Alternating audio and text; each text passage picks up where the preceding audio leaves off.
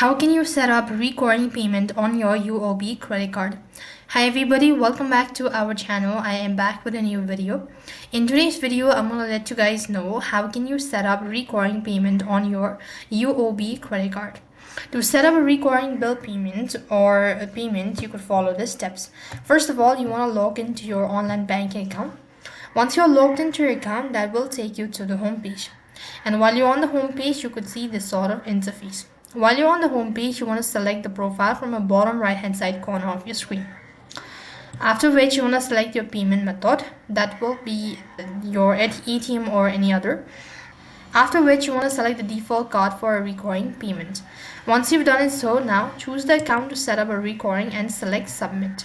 So here you want to go ahead and enter in the details, information, all of that, and you need to click the submit button. Now they'll take 24 to 48 hours in order to review your information, so just wait patiently until you get notified. This is the way you could set up recurring payment on your UOB credit card. That's all for this video. I hope the video was helpful.